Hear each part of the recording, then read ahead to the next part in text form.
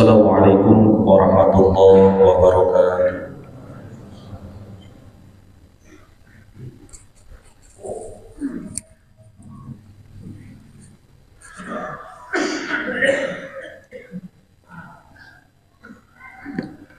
Innal hamdalillah nahmaduhu wa nasta'inuhu wa nastaghfiruh wa na'udzu billahi min shururi anfusina wa sayyiati a'malina.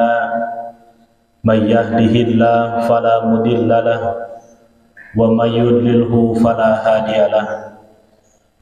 Asyhadu an la ilaha illallah wa asyhadu anna Muhammadan abduhu wa rasuluh. Allahumma salli wa sallim wa barik ala nabiyyina Muhammadin wa ala alihi wa ashabihi wa man tabi'ahum bi ihsanin ila yaumiddin. Rabbi shrah sadri wa yassir li amri wahlul 'uqdatan min lisanihi yafqahu qawli, amma ba'd.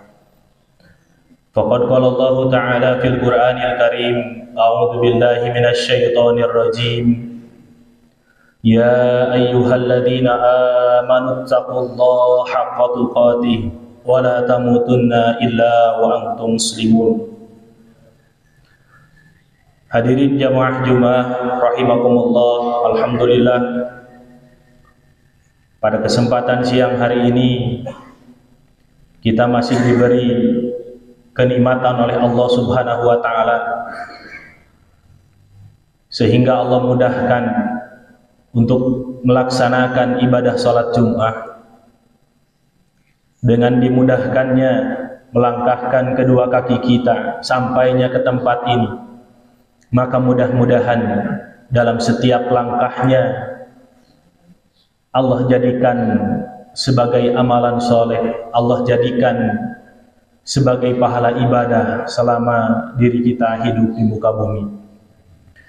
Dan juga mudah-mudahan Jumat yang saat ini kita laksanakan Allah jadikan sebagai kafaratul lima bainal jum'atain, dijadikan sebagai penghapus terhadap dosa-dosa kita di antara satu Jumat dengan Jumat yang lainnya. Amin ya rabbal alamin. Hadirin jamaah Jumat rahimakumullah, di dalam salah satu riwayat Al-Bukhari dan Muslim,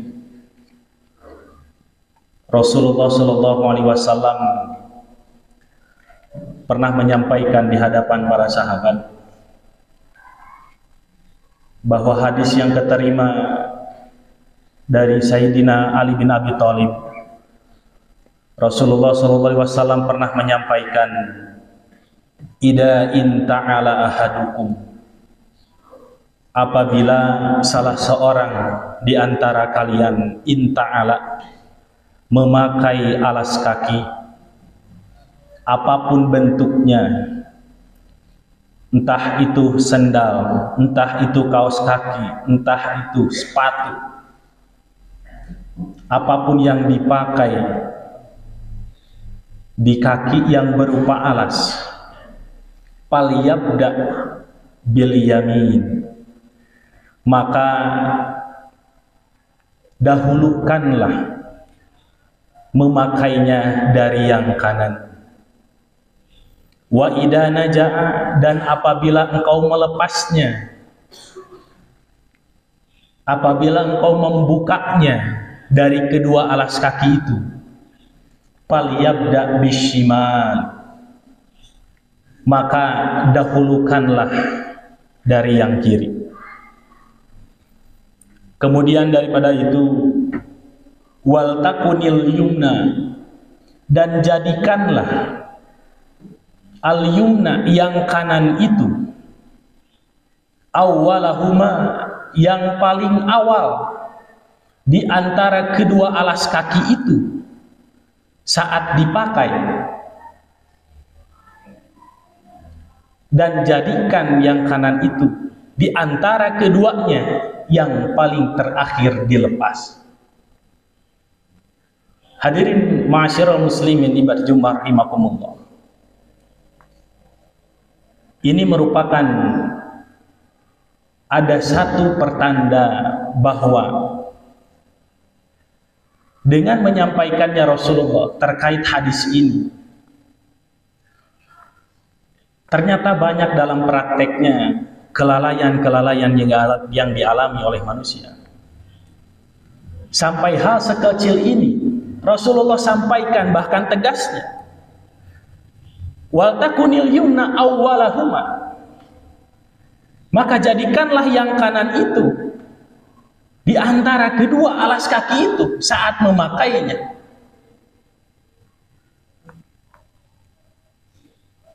Hadirin jamaah Jumat rahimakumullah, dalam hal terkecil saja perkara memakai alas kaki, ternyata ajaran kita telah mengajarkan bagaimana yang semestinya sesuai dengan adab.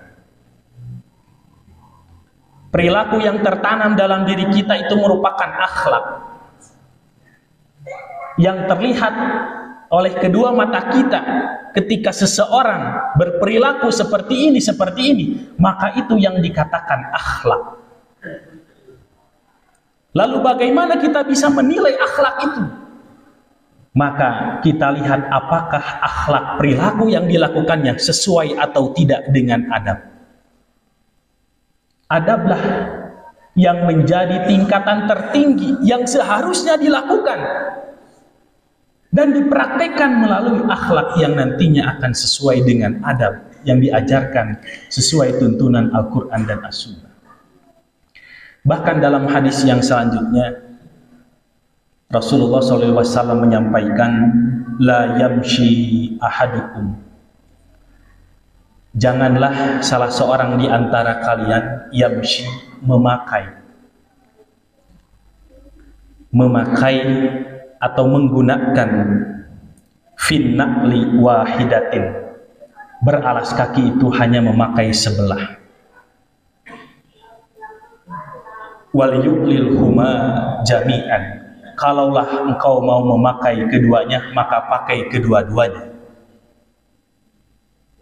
Sebaliknya, jikalau engkau ingin melepasnya, maka lepaskanlah kedua-duanya. Ini ada satu larangan yang keluar dari Rasulullah SAW melalui Ali bin Abi Thalib, bahwa ternyata saat diri kita terjadi musibah, terjadi satu kendala atas satu alas kaki yang kita pakai, maka pilihannya, kalaulah kita ingin memakai, maka pakailah kedua-duanya, walaupun dalam keadaan tidak enak dipakai. Ataupun jika ingin dilepas, maka seharusnya bagi kita lepaskan kedua-duanya. Dan tidak boleh kita menggunakan satu alas kaki di antara kedua kaki itu. Yang pertama, pelajaran yang bisa diambil, inilah yang membedakan agama Islam dengan agama-agama yang lain. Karena hal sekecil ini berkenaan dengan alas kaki yang kita pakai, sudah ada ajarannya, sudah ada perintahnya, sudah ada adabnya, sudah ada etikanya, bagaimana kita harus memakainya. Kemudian yang kedua, ini dalam rangka kita berlomba-lomba, kita mengusahakan, mengikhtiarkan dalam kehidupan sehari-hari kita agar senantiasa berani mengerjakan segala amal kebaikan walaupun dengan hal yang seperti ini. Bukan hanya dikatakan untuk memakai alas kaki saja, dalam setiap aktivitas apapun senantiasa Rasulullah menyampaikan dahulukan yang kanan dari hal-hal yang positif atau hal-hal yang baik, sedangkan sebaliknya dari hal-hal yang kotor atau dari hal-hal yang negatif, maka senantiasa dahulukan dari yang kiri. Inilah pelajaran yang senantiasa bisa kita ambil. Ternyata Rasulullah memberikan ajaran seperti ini tiada lain dalam kehidupan kita, supaya bisa berbuat kebaikan amalan soleh kita dalam hal-hal yang bisa dipandang sepele oleh kita, yang bisa dipandang itu adalah hal yang kecil, tapi terkadang ini merupakan kelalaian yang nantinya akan berbuat dosa pada diri kita. Kemudian pelajaran yang selanjutnya tiada lain, Rasulullah memberikan cerminan bahwa pantasnya seseorang dalam berpakaian itu seperti ini. Akan terasa compang-camping ketika dilihat dirinya memakai alas kaki sebelah, tidak enak dipandang. Maka inilah yang menjadi gambaran Muslim selaku hamba-hamba Allah yang senantiasa bersih dan suci pada dirinya. Maka bukan hanya Rasulullah dalam hal beralas kaki saja memberikan satu tuntunan bagaimana seharusnya yang sesuai dengan adab. Ternyata dalam mata pun bagaimana cara kita melihat. Rasulullah menyampaikan melalui hadis riwayat Imam Al-Bukhari. Beliau menyampaikan, "Unduru ila man huwa asfala minkum wa la tanduru ila man huwa fawqakum." Lihatlah seseorang yang mana orang tersebut yang kau lihat asfala minkum, dirinya berada di bawah kamu, lebih rendah darimu. Wala tanduru, dan janganlah engkau melihat ilaman yang mana orang kamu lihat itu huwa fauqakum, berada di atasmu, berada lebih daripada dirimu. Fahuwa ajdaru, maka hal yang demikian itu, hal yang kau lihat di mana yang kamu lihat itu adalah orang yang berada di bawahmu. Ajdaru, itu lebih pantas, itu lebih layak, dan itu lebih sesuai. Allah tajdaru ni'matallahi alaikum, supaya engkau tidak menghinakan, tidak merendahkan ni'matallahi alaikum, terhadap nikmat-nikmat yang Allah berikan kepadamu. Maka ternyata tiada lain dalam kita melihat pun sudah ada yang seharusnya seperti apa.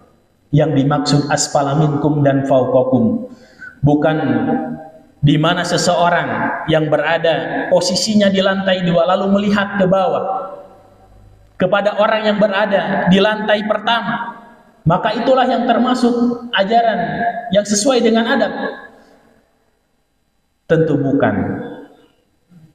Atau juga ketika orang tua yang melihat kepada anaknya, yang tentu anaknya itu lebih rendah daripada orang tuanya, ternyata bukan.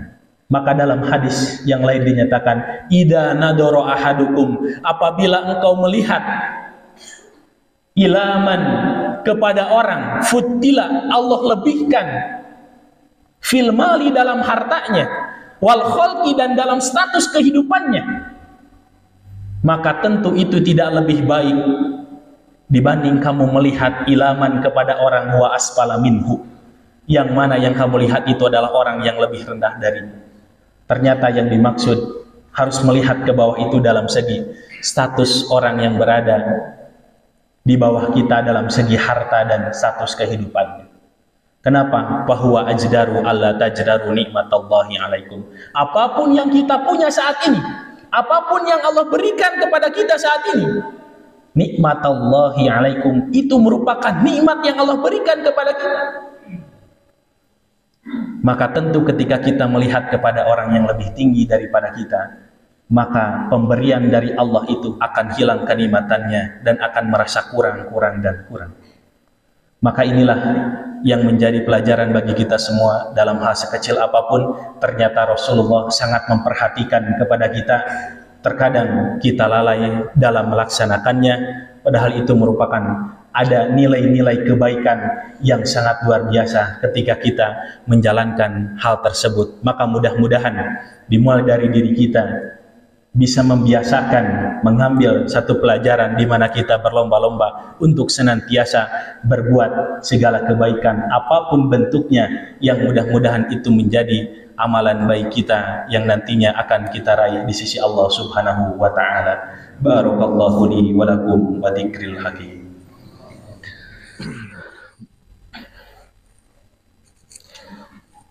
Alhamdulillahi wa kafa, wassalatu wassalamu ala nabiyyil mustafa wa ala alihi ahli sidqi wal wafa. Asyhadu an la ilaha illallah wa asyhadu anna Muhammadan abduhu wa rasuluh. Hadirin jamaah Jumat rahimakumullah. Rasulullah sallallahu alaihi wasallam pernah menyampaikan melalui satu hadis yang mana hadisnya berbunyi la yudkhilal jannata ahadukum amaluh, bahwa tidak akan ada salah seorang di antara kalian yang masuk ke dalam surga amaluhu dengan amalnya. Rasul menyampaikan perkara amal kita, amal perbuatan kita, amal kebaikan kita yang saat ini kita lakukan, lan yudkhilal jannata ahadukum amalu, itu tidak akan menjadi jaminan seseorang masuk surga. Maka salah seorang sahabat bertanya kepada Rasulullah, wahal antum ya Rasulullah, lalu bagaimana dengan amalmu ya Rasulullah? Maka Rasulullah menjawab, wala ana, termasuk amalku juga. Seorang hamba yang sangat mulia di muka bumi ini, beliau dibimbing langsung oleh Allah Subhanahu wa Ta'ala dalam kehidupannya. Maka beliau berucap, wala ana, termasuk amalku juga tidak membuat jaminan bahwa amalku bisa menuntunku ke dalam surga. Lantas apakah yang akan menjadi jaminan seseorang masuk ke dalam surga? Maka kata Rasulullah, illa an yataghamadani Allahu bi rahmatihi wa yaghfirli, kecuali amalmu itu dibingkai dengan mengharap turunnya rahmat serta ampunan dari Allah Subhanahu wa Ta'ala. Ternyata kita melaksanakan ibadah, baik dengan sholatnya, baik dengan saumnya, baik dengan sodakohnya, bukan semata-mata diri kita ingin mengumpul-ngumpul sebanyak apapun terhadap kebaikan diri kita. Tapi kata Rasulullah, mastata'tum, apapun yang kita mampu, sekemampuan kita untuk melaksanakan ibadah, sekecil apapun, tapi jikalau itu diniatkan untuk mengharapkan rahmat serta ampunan dari Allah, maka itulah yang akan menjadi jaminan untuk masuk surga. Maka mudah-mudahan dalam setiap kebaikan serta ibadah kita yang menjadi tujuan hidup kita diciptakan di muka bumi ini untuk beribadah kepada Allah semata-mata, bukan diri kita untuk mengumpulkan sebanyak-banyaknya terhadap amalan ibadah kita, karena itu belum tentu jadi jaminan. Sebanyak apapun amal kita, maka belum tentu jadi jaminan kita masuk surga. Tapi sekemampuan kita, sekecil apapun, jika itu diniatkan untuk turunnya rahmat serta ampunan dari Allah Subhanahu wa Ta'ala, maka insya Allah itu akan menjadi jaminan diri kita masuk surga. Maka mudah-mudahan melalui perkara-perkara yang mudah, yang kecil, yang dianggap kecil oleh diri kita, itu kita bisa laksanakan senantiasa untuk mengharap ampunan atas apa yang telah kita perbuat melalui kesalahan-kesalahan kita, dan mudah-mudahan Allah datangkan rahmat kepada kita dan juga keluarga kita, dan tentu kepada umat Islam dan kaum muslimin. Hadirin jamaah rahimakumullah, itu saja yang dapat khatib sampaikan pada Jumat kesempatan kali ini. Mudah-mudahan ada guna serta manfaatnya. Pada intinya bahwa hidup ini bukan untuk orang yang terbaik, tapi untuk orang siapa yang dirinya mau berbuat kebaikan, maka insya Allah itulah yang nantinya akan Allah catat sebagai amalan mutakabbalan. Maka mudah-mudahan kita termasuk kepada golongan orang-orang yang bertakwa di sisi Allah Subhanahu wa Ta'ala. Allahumma gfiril mu'minin wal mu'minat wal muslimin wal muslimat al ahya'i minhum wal amwat bi rahmatika ya arhamar rahimin. Rabbana dhalamna anfusana wa illam taghfir lana wa tarhamna lanakunanna minal khasirin. Rabbana atina fid dunya hasanah wa fil akhirati hasanah wa qina adzabannar. Aqulu qouli hada wa astaghfirullah li wa lakum. Subhana rabbika rabbil izzati amma yasifun wa salamun alal mursalin walhamdulillahi rabbil alamin.